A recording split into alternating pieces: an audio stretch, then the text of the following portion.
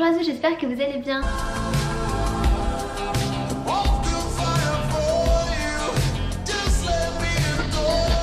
Aujourd'hui je vous retrouve pour une nouvelle vidéo et ça fait extrêmement longtemps que j'ai pas filmé de vidéo.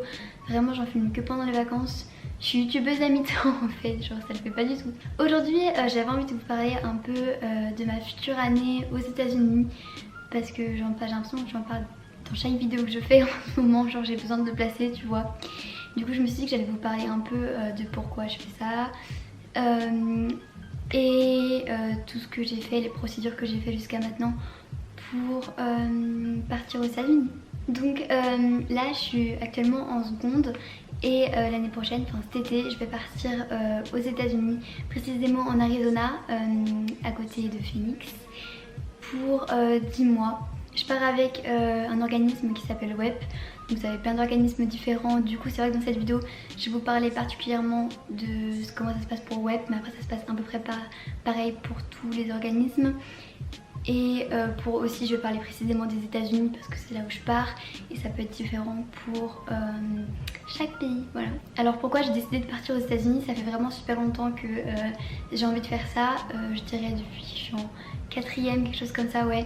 J'ai découvert ça en regardant des vidéos YouTube, je pense comme beaucoup de gens en vrai. Et ça m'a vraiment attirée et d'autant plus que j'adore l'anglais et je voudrais perfectionner mon anglais et le parler mieux. Et tout le monde sait que le meilleur moyen pour ça c'est de partir vivre dans le pays. Du coup c'est vrai que j'ai choisi les États-Unis parce que depuis le début c'est là où je voulais partir. De toute façon je voulais être dans un pays où on parle anglais. Parce que voilà, si je vais en Espagne par exemple ça va pas le faire, je parle 3 mots d'espagnol. Ça va être compliqué. Et du coup voilà, j'aurais pu partir en Australie par exemple aussi, mais j'avais vraiment envie d'aller aux États-Unis. Du coup je me suis dit que j'allais rester sur mon idée de partir aux États-Unis. Après il y a plein d'autres points positifs qui donnent envie de partir, comme découvrir une nouvelle culture. C'est vrai qu'aux États-Unis en plus, on en entend beaucoup parler en France, genre on est très influencé par la culture américaine. Donc j'aimerais bien aller vivre là-bas, voir vraiment de mes propres yeux, vivre en tant qu'américaine entre guillemets pendant un an, aussi découvrir des nouvelles personnes. Avec cette expérience tu découvres des personnes qui viennent du monde entier, pas seulement des personnes qui sont américaines.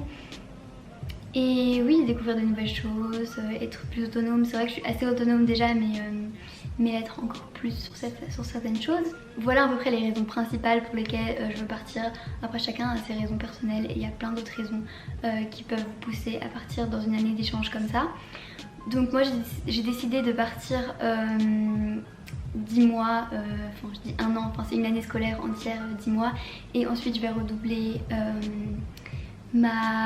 pas redoubler, je vais retourner en France, je serai en première, du coup mes amis genre ils seront en terminale et moi je serai en première quoi. Donc pour parler un peu de toutes les procédures que j'ai dû faire entre guillemets pour arriver là, premièrement on discutait avec ses parents forcément. Mes parents ils étaient tout de suite très ouverts, enfin il n'y a pas eu de soucis, genre quand j'ai dit à ma mère que je souhaitais faire ça, elle était à fond avec moi, elle a commencé à faire des recherches et tout aussi. J'ai commencé à regarder les organismes différents en avril je dirais, quelque chose comme ça, parce qu'il y avait plusieurs organismes que je connaissais déjà comme WEP, donc l'organisme que j'ai, il y avait ISPA ou ISPA, je sais pas trop comment on dit, et EF, mais je savais que je voulais pas partir avec EF parce que je pense que EF c'est plutôt pour quand tu veux faire des vacances, genre 1 ou 2 semaines là-bas. C'est vraiment l'organisme où j'ai eu le plus de mauvaises expériences, enfin pas moi, mais où j'ai entendu le plus de mauvaises choses sur eux. Et ouais, donc je voulais absolument pas partir avec eux, ça c'était sûr. Du coup j'ai pris un rendez-vous avec WEP pour poser des questions, tout ça. Je suis allée à Paris au bureau de WEP. Enfin avant j'avais déjà demandé chez plusieurs organismes des brochures. Vous savez, genre vous mettez votre email adresse et vous recevez les brochures etc. Des différents organismes. Voilà, après cet entretien et après avoir regardé un peu les différents organismes, j'ai décidé de choisir WEP comme organisme et du coup je me suis préinscrit. Ça c'était je dirais en juin, quelque chose comme ça, enfin ouais. Donc c'est vrai que c'était très tôt, mais comme je savais que je voulais déjà partir, autant le faire le plus tôt possible plutôt que le faire en janvier quoi. Après j'ai eu un rendez-vous pour faire un test d'anglais parce que quand vous partez aux États-Unis vous avez besoin de faire un test. C'est le test LTIS, je crois que c'est ça. J'écrirai si je me trompe, mais à mon avis c'est ça. Et vous devez aussi faire un entretien qui se passe en anglais et en français un peu moitié-moitié. Du coup j'ai été à ça je me rappelle, c'était le 4 juillet. Je me rappelle précisément parce que c'était le jour où je suis allée aussi à l'avant-première de Stranger Things. Donc ça je n'ai pas oublié. Donc là j'ai eu mon entretien, ça s'est plutôt bien passé. C'est vrai qu'il y a des questions un peu bizarres. Genre quand on vous demande qu'est-ce que ça représente pour toi les États-Unis, qu'est-ce que c'est les États-Unis, j'ai pas su quoi répondre. J'étais en mode qu'est-ce que... Genre je sais pas ce que tu peux répondre à ça. Tu sais c'était même pas le problème de la langue qui me gênait, mais c'est vraiment je savais pas quoi dire. Après c'est des questions sur vous, si vous êtes allergique à quelque chose, si vous avez des préférences, quel sport vous pratiquez, enfin vraiment plein de questions sur vous. Donc vous répondez soit en anglais soit en français, enfin la dame vous dit. Et ensuite vous passez, ou avant hein, vous passez le test d'anglais. C'est un test où moi je dirais qu'il faut quand même se préparer. Après moi je trouvais ça assez simple. Enfin je m'attendais à pire quoi. Donc le test c'est un QCM, oui bah, c'est un QCM quoi. Vous avez premièrement il y a une écoute, vous écoutez, vous devez cocher des cases et tout. Il y a aussi des trucs un peu mathématiques, mais après c'est pas vous qui devez faire les calculs en fait, on vous dit la réponse et vous avez juste à cocher quoi. Vous avez aussi des textes qu'il faut lire, phrases, il faut remplir aussi les mots. Enfin, il y a des rafales de vent dehors. Enfin, la plupart du temps c'est assez simple, je sais que j'ai pas eu trop de mal à le faire. Et du coup après ça va pouvoir permettre de dire votre niveau. Donc vous savez, je mettrai un petit graphique ici. Après je vous conseille de vous entraîner pour ces tests, enfin pas forcément de vous entraîner mais juste pour voir à quoi ça ressemble. Parce que c'est vrai que si t'arrives comme ça déjà t'es un peu stressé. Donc si tu sais déjà à quoi va ressembler le texte, en gros le test c'est plutôt simple. Donc moi mon entretien s'était très bien passé. Je vous dis à part la question qu'est-ce que représentent les États-Unis, j'étais un peu en mode qu'est-ce que je dois répondre là-dessus. Mais à part ça s'est bien passé, j'étais motivée. C'est là aussi qu'ils vérifient que vous êtes motivé et que c'est pas genre vos parents qui vous obligent à partir. Et d'ailleurs pour le test d'anglais, si vous êtes assez stressé pour ça, ils disent généralement que si vous êtes vraiment motivé et que vous le ratez, ils peuvent vous le faire une deuxième fois, voire une troisième fois même si vous l'avez déjà raté. Mais normalement je vous dis, il ne devrait pas avoir de soucis, c'est plutôt simple. Donc après cet entretien, je crois que c'est le jour même ou le lendemain, je sais plus. Enfin, ma journée était un peu décalée parce que c'est genre, je suis rentrée chez moi à 8h du matin et je me suis couchée à 9h du matin, donc ça n'avait pas trop de sens. Du coup je sais plus si c'était le même jour ou le jour d'après que je l'ai reçu, enfin bref. Ouais, le jour même je crois, je sais plus. J'ai reçu la réponse du test, voir si ta candidature était acceptée en fait. Et bah bien sûr j'ai été acceptée, sinon je ne partirai pas. Et ça vous dit votre niveau pour le test. Moi je crois que j'étais genre B1 mais avancé. Vous voyez vous avez différents, sur les paliers vous avez différents niveaux. Donc j'étais B1 avancé, ce qui est franchement pas mal parce que en plus c'était cet été, donc c'était déjà il y a 6 mois. Et que l'entretien s'était bien passé, donc c'est là que vous devez remplir, qui vous envoie le dossier à remplir et vous avez 1 mois pour le faire. Donc 1 mois c'est court je vous dis, enfin non 1 mois vous avez largement le temps en vrai, c'est juste ça dépend parce qu'il faut quand même que vous ayez voir votre médecin, qu'il vous faut des lettres de vos professeurs, enfin ça vous verrez si vous le remplissez, mais vous avez pas mal de choses à faire quand même, des lettres de motivation de vous, de vos parents, des photos aussi que vous devez mettre et plein de questions sur vous-même, ce que vous aimez faire. C'est un peu comme ce qu'on vous demande à l'entretien mais en plus poussé en fait. Et sauf que moi le problème c'est que je partais en vacances après, du coup j'ai eu 3 jours pour tout remplir, ce qui a été un peu compliqué, surtout que je faisais d'autres choses en même temps. Vous voyez, c'était pas 3 jours où j'avais rien à faire, j'étais occupée ces jours-là et j'ai dû remplir ça en 3 jours. Après ce qui n'était pas possible en 3 jours forcément, c'était tout ce qui était médecin et lettres des professeurs etc.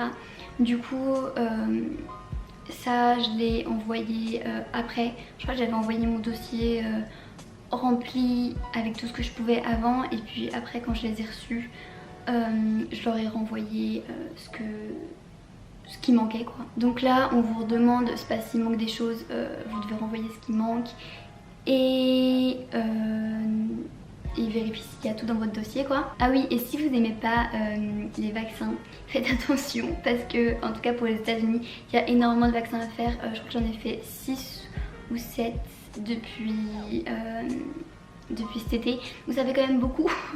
C'est vrai, moi ça me dérange pas les vaccins, donc enfin ça me dérange pas.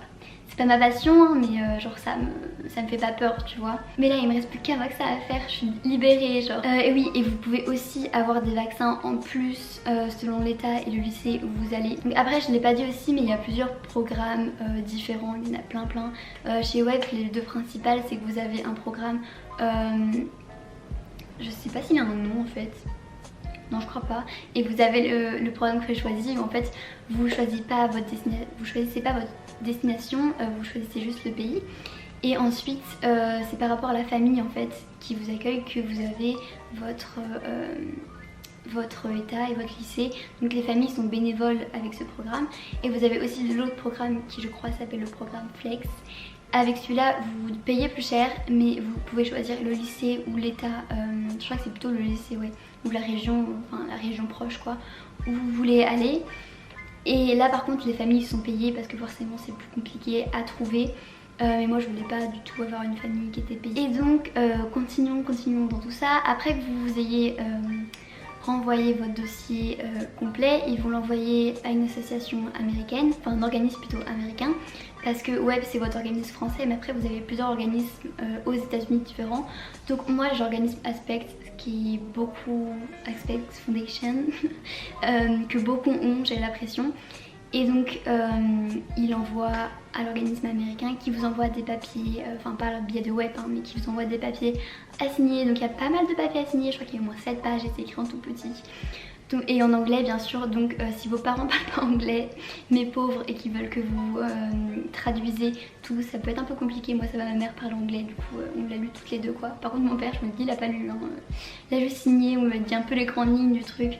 Donc c'est là que vous avez toutes les règles très précises de ce que vous devez, de ce que vous ne devez pas faire durant votre séjour. Et donc une fois que vous avez signé tout ça, Web les renvoie à l'organisme américain et de là c'est là que la recherche de famille commence. Chez Aspect Foundation ils mettent les profils en ligne, donc vous pouvez aller voir sur leur site où vous avez tous les profils d'étudiants d'échange qui recherchent une famille.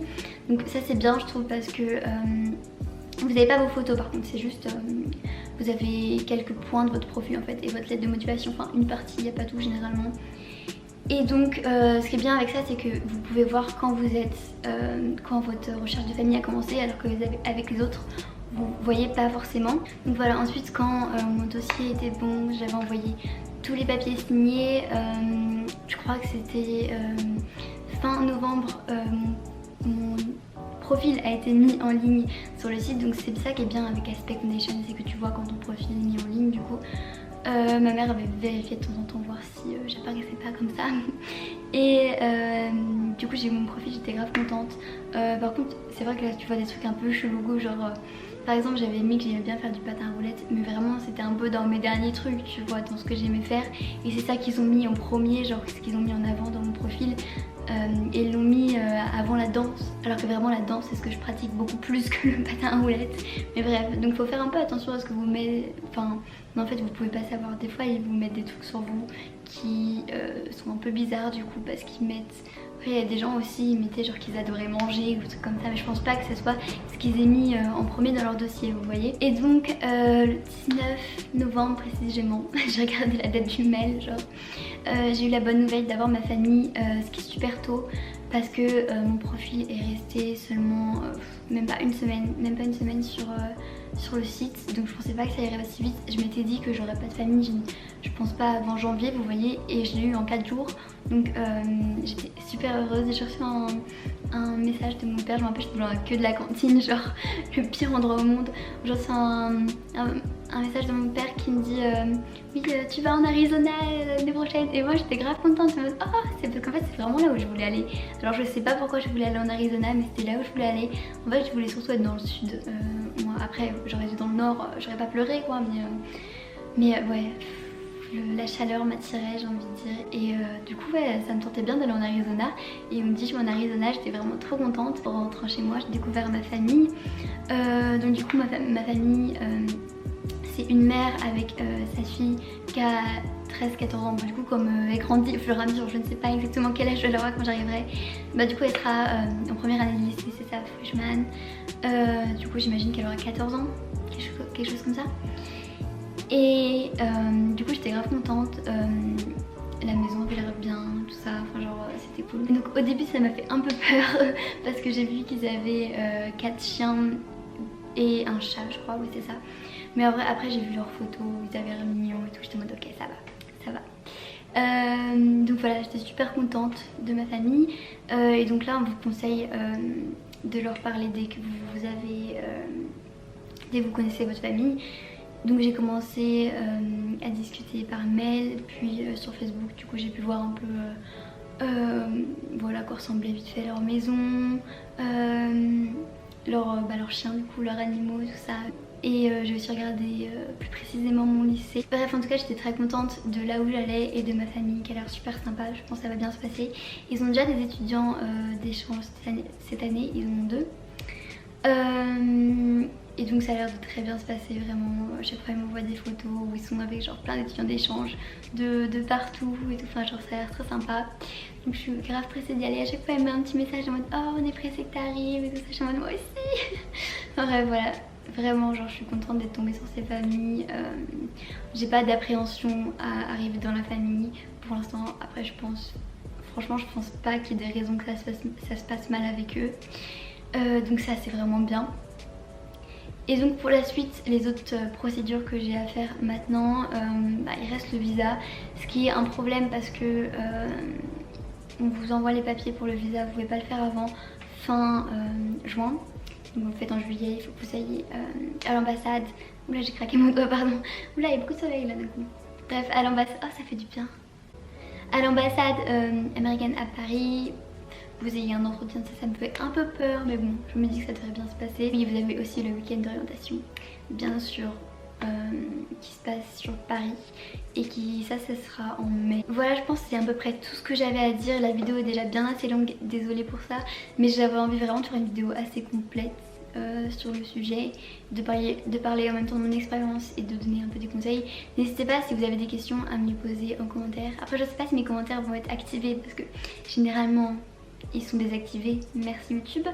Du coup sinon venez me poser des questions sur mon Insta qui s'affichera juste ici. Et n'hésitez pas à liker cette vidéo si elle vous a plu, à vous abonner à ma chaîne. Je fais des vidéos que pendant mes vacances, mais c'est déjà pas mal, non je rigole. Enfin si c'est vrai en plus. Je vais essayer d'en faire plus, mais en fait vous voyez quand il fait moche là, quand c'est l'hiver, je n'ai aucune motivation pour rien du tout. Donc pour faire des vidéos c'est pareil. Voilà, j'espère que cette vidéo vous aura plu. Bye.